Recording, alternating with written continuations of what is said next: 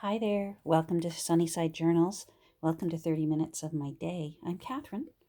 If you're new here, hi. I hope you'll think about subscribing down below. I'm usually here a couple days a week. um, you can see I have a mess here on my desk, and I apologize again. I've got overhead lighting going. It's overcast right now where I am. In my neck of the woods on the north shore of beautiful Lake Ontario. But that's supposed to burn off later this morning, and we're actually supposed to have a really nice, warm, sunny day. It's supposed to actually feel like summer here in the middle of October. So every once in a while, we get one of those, a gem of a day in the middle of fall, and then winter moves in.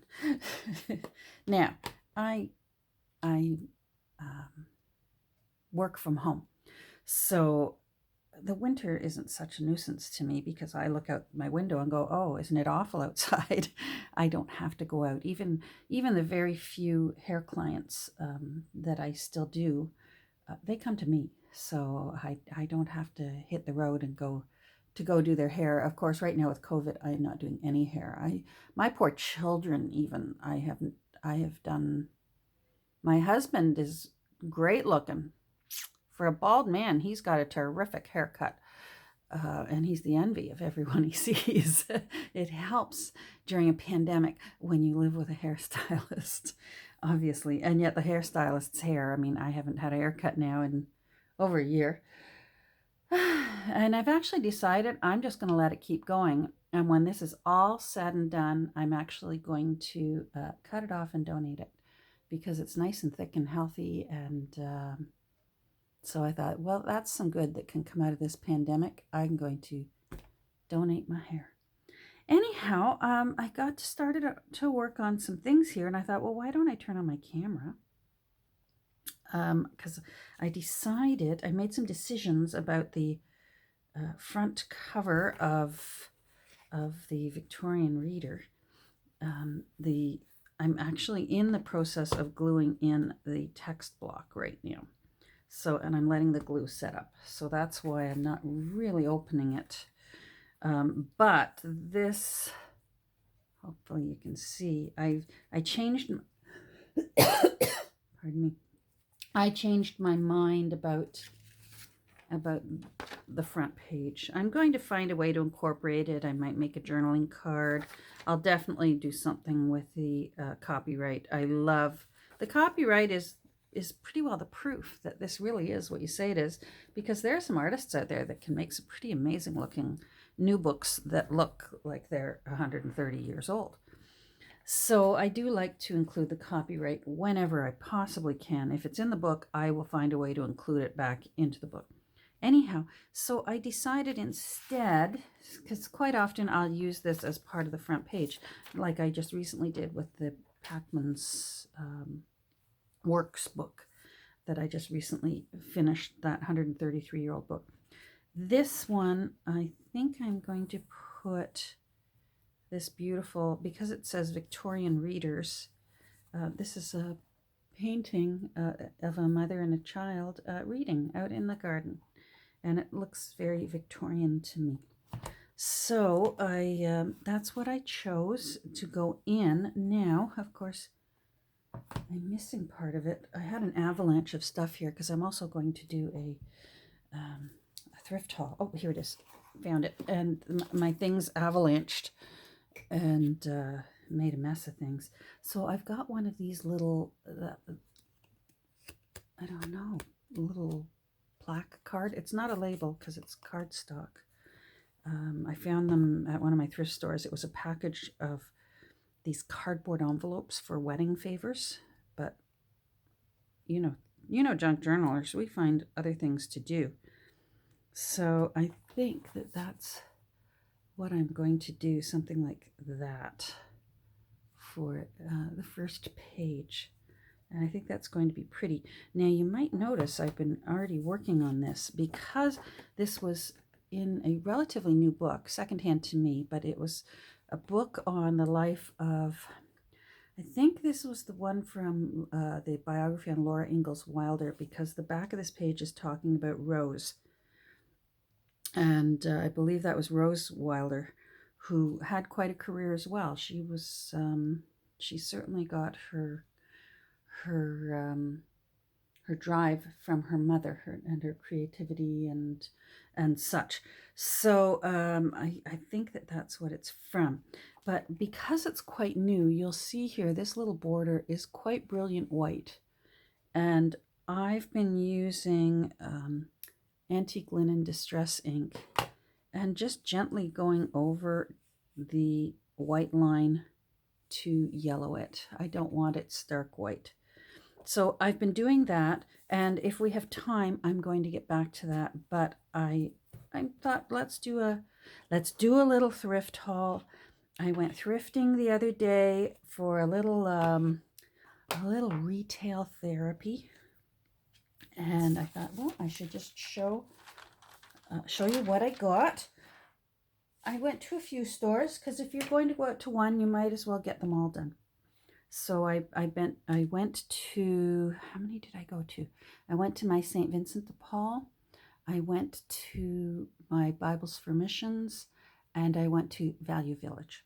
So, and it was Seniors Day, so I got that discount, and some of them were also having really good sales. St. Vincent de Paul was having a great sale, 50% off, and your seniors discount on the 50% off. So, yeah. So let's look at it. Some of it are bags that I have to open that I don't even quite know what all is in it.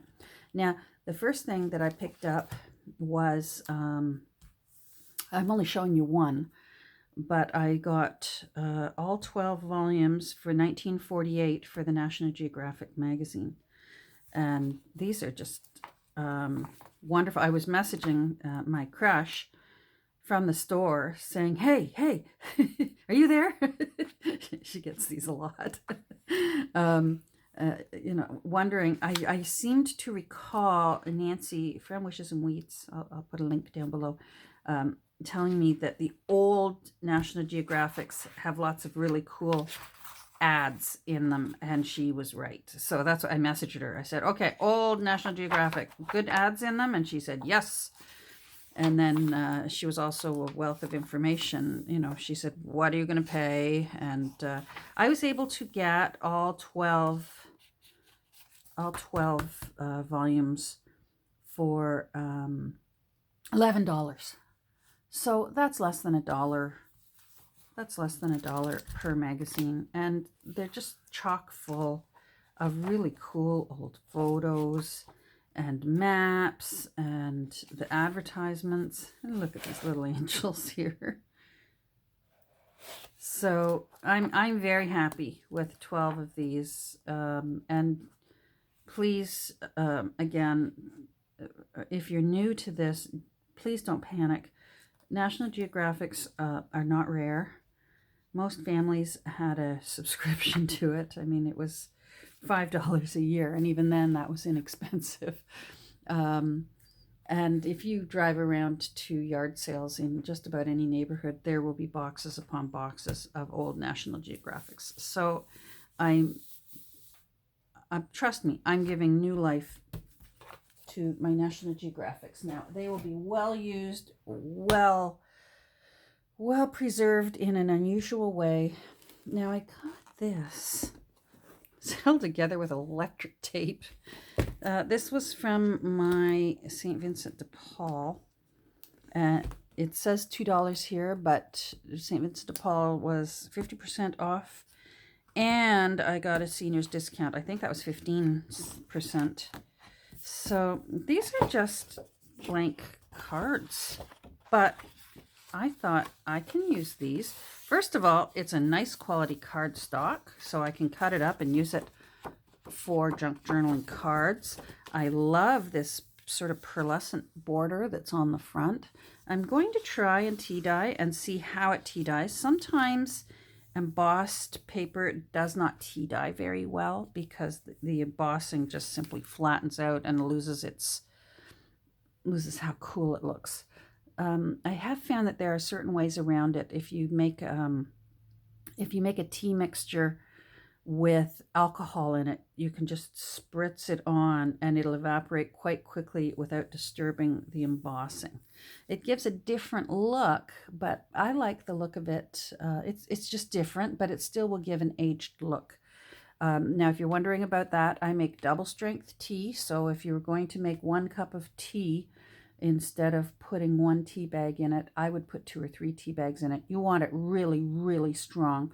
You want a pinch of baking soda in it. And then what I'll do is in a spritzer pump bottle. I keep mine downstairs, otherwise I'd show you, because I do all my messy liquid work downstairs in my laundry room or in the kitchen. In the pump bottle, just equal parts of the super strength tea. Like that's even stronger than what I use when I'm usually tea dyeing, when I'm making an alcohol spritzer tea dye. So just make it extra strength. You don't need to make a lot because you just want enough in a spritzer bottle. It lasts a long time. And then just use an equal part of rubbing alcohol. So 70%, 90%. I find it interchangeable. Whatever is still at my Dollar Tree. Right now, because of the pandemic, the alcohol can go missing quite quickly off the shelves because it makes a suitable hand sanitizer, just plain alcohol. Anyhow, so I mean, there's just a ton of these, and then there's envelopes. I'm not sure I will go through all those envelopes, but wait, maybe it isn't. Maybe it's just all cards. Oh, I love an adventure. Come on, let's see what's back. Oh, that's for the printer. What's that? That's for the printer as well.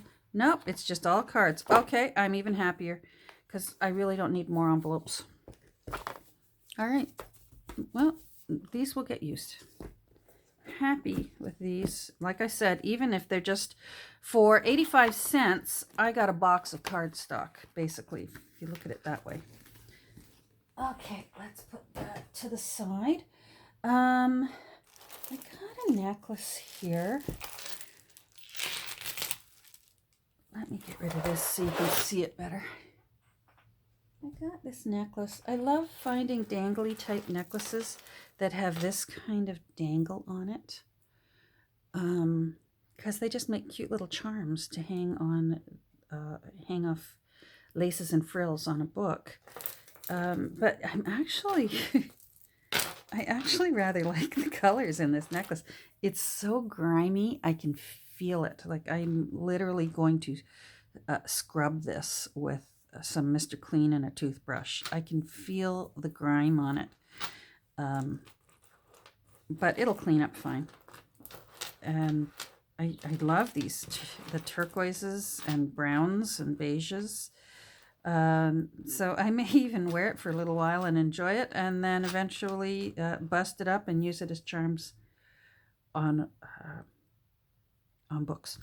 We'll see, but it needs cleaning first because I can feel the filth. Feel the filth on it.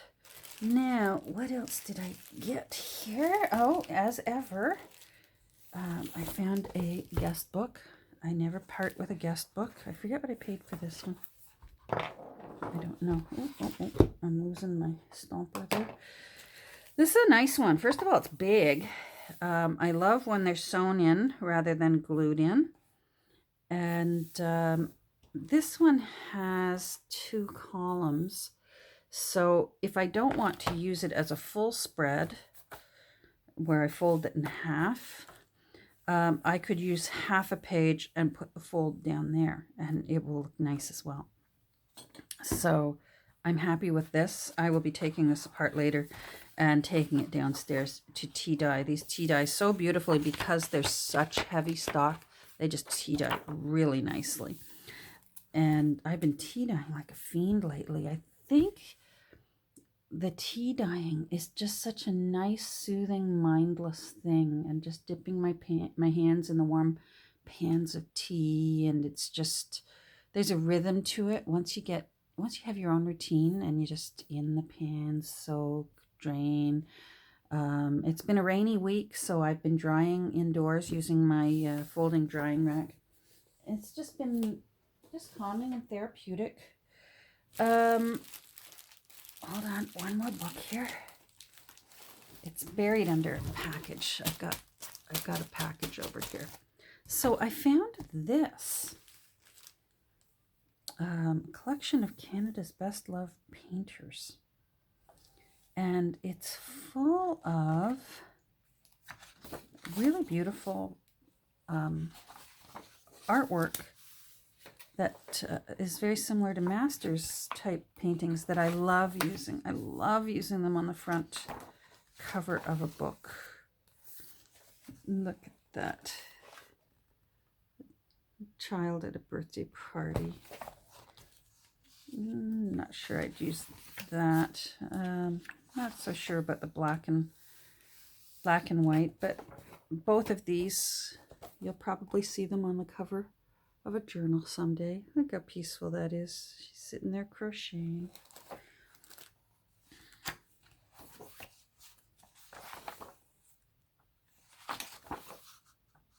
Very, very pretty. Oh, A.Y. Jackson. He was my favorite of the group of 7. A lot of people liked Lauren Harris. I liked A.Y. Jackson. Oh, I love that. Clark McDougall. Anyhow, I haven't looked through this yet, so I need to. But see, a lot of these old-fashioned ones, you can cut them down to the part that you want, because that's too wide to go on the front of a book. But think about it. There's a cute little, sweet little family, and that can just be trimmed, and I can use this part to put onto the front, make a plate out of it, you know, thicken it up, adhere it to some chipboard maybe, and then use some brads and put it onto the cover of an old book, and that would be so pretty. So yeah, this is I think this is going to be really, really a nice book to be able to pull covers for journals. And again, I can't remember, 50% off. I'm quite sure. I try not to, when I'm not at my Kirby church sale, if I'm buying books from other stores, I try my best never to pay more than $4. So we'll guess from there how much it was. It was, to me, worth it. Now, I got our Value Village, and most of them that I know of here in Canada, when they have these goodie bags hanging on the wall, you have to take everything in it. It's stapled shut, and so you have to try and look at the side and see if that's worth your while to purchase for $4.99. And I looked at it and thought, yes, this is worth my while. That's not my favorite, but I do use notepads, so this will get used. This won't get redonated. Oh, what the heck? I'll probably even use that ribbon for something. That might show up somewhere. Anyhow, that will definitely get used. Usually colorful notepads like this, I find this distracting. So I usually will flip it over and write my list on the other side. So let me put that aside. Let's see what else we got. I spotted this in there. I don't particularly like it. It looks really brand new. It doesn't look, even tea-dyed, it would still just look like new tea-dyed. So this will go into my redonate pile. These are what I was looking at. So just really nice, soft colored ledger paper. And I don't have any in this shade. It's sort of gray and dark green on a nice creamy color. And it's completely unused. So I'm happy with that. There's 2 of them, brand new. So think about it, for $4.99, because I didn't get a discount at Value Village. That's worth it right there. But then there's even, oh, golly, there's a 3rd one. Okay, happy with that. 3 of those is good. What's this? Now this is old. I can tell already because I can see the yellowing on the edge. Isn't that pretty? Very nice. Okay, that'll all get used. This will probably get redonated. I always check with grandchildren first for craft supplies. Oh, you can see my ring light here. Sorry. There. I always check first with grandchildren in case there's crafty materials. Now this one intrigued me. I wasn't sure. It looks like it's got yeah, look at that. You know what? It's nice and light. So I bet this will tea dye up nicely. This will tea dye. Okay, happy with that too. So I'm still pleased with my money that I spent. And then of course, this is handy. Right there, $1.25, and it hasn't even been opened.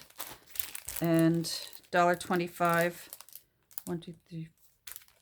Yep, it hasn't been opened either. So right there, $2.50 is what I would spend if I went to our Dollarama to get big envelopes. So well spent. Sorry for the crinkly plastic noise, anyone who's sensitive to that. And then there's one more. This one intrigued me. This one was only $2.99.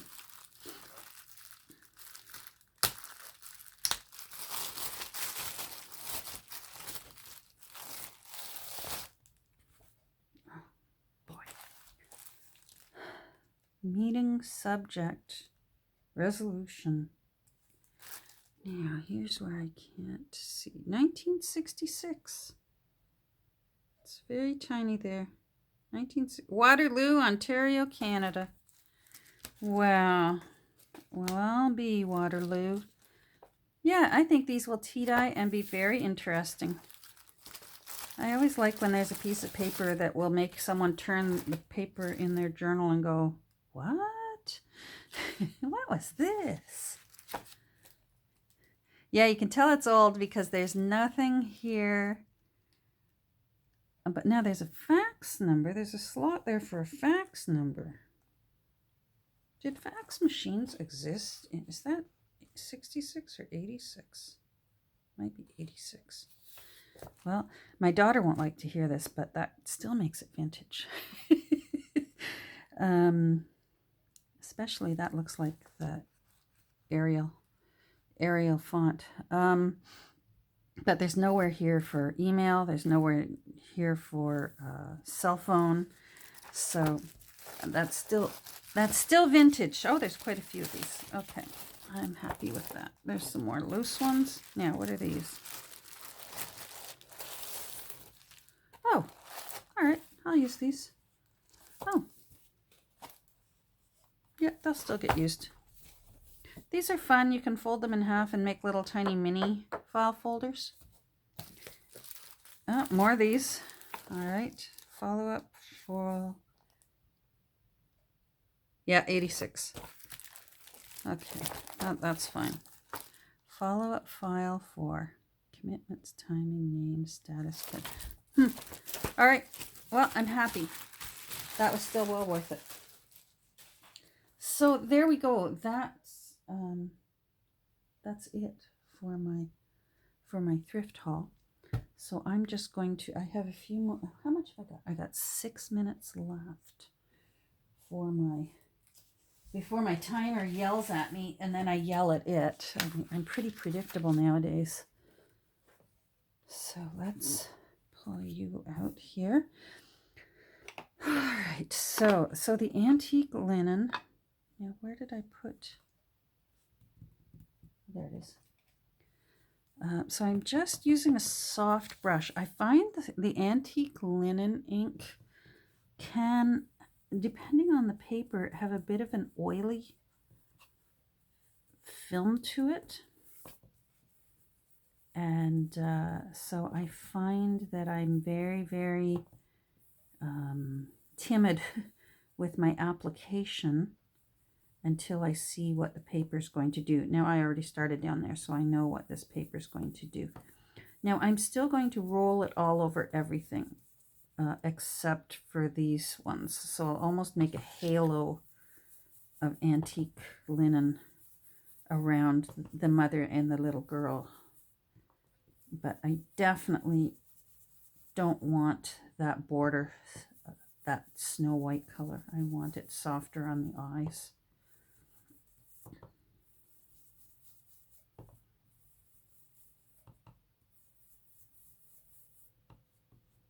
I have to go and pick up a few groceries today. After I'm done here, I'll finish gluing in that text block, and that way it can dry while I'm out and running around.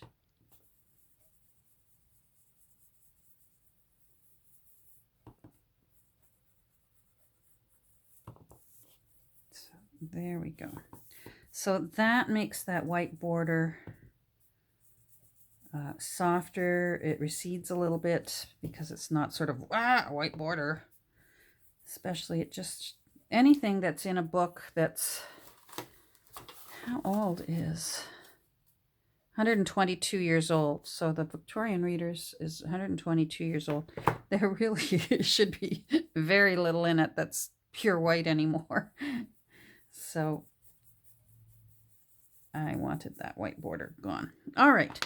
So now here's something else I will do is, like I said,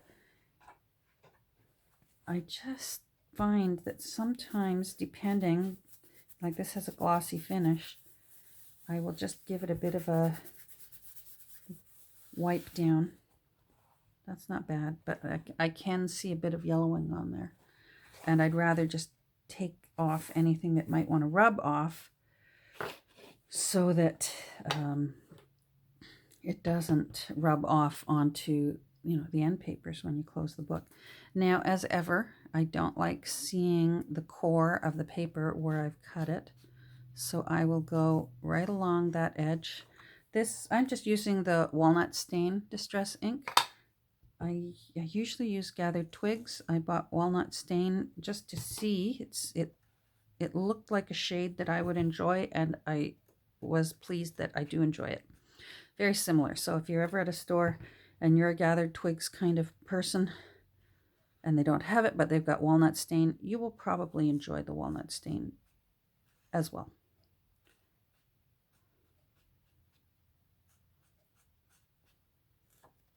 Now I'm going to be very light and just age that a little bit.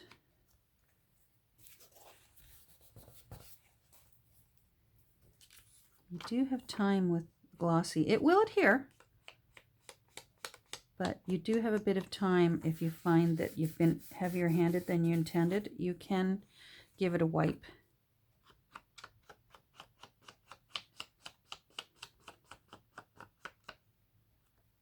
Much nicer.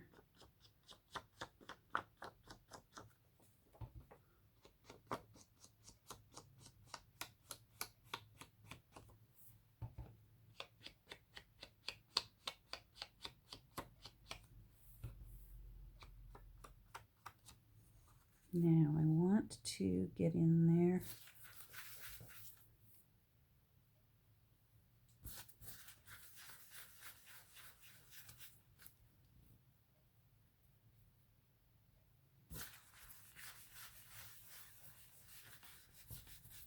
So what I'm doing here, if you can see, is I'm making, again, a halo with the shadowing from the Distress ink. And it'll make that little plaque stand out a bit more. Okay, I'm happy with this. So much for the antique linen. I'm actually enjoying the walnut stain on it. All right, now where did I put, there it is. There. So now obviously this is way too new looking. I want that to look aged as well. So let's see.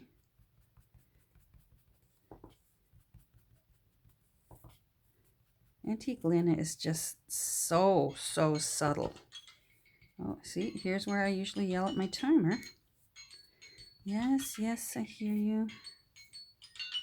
Let me finish this. Thank you. So I'm going around the edge. I'm still leaving the center the regular color. And then I'm going to do it again with the walnut. I want it particularly dark around the edge.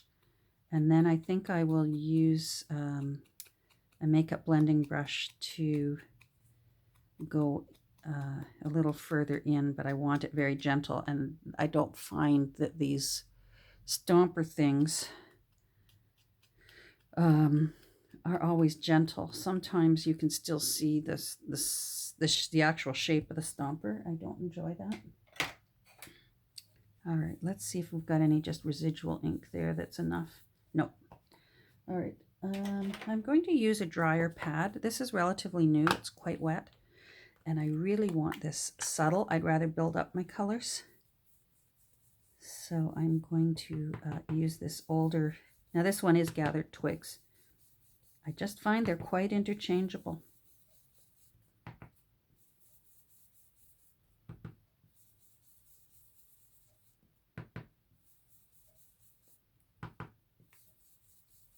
How much am I for time? 32. Oh boy. All right, I'm going to keep working, but I am going to thank you very much for joining me for 30 minutes today. And it's Saturday, so I hope you have a good Saturday.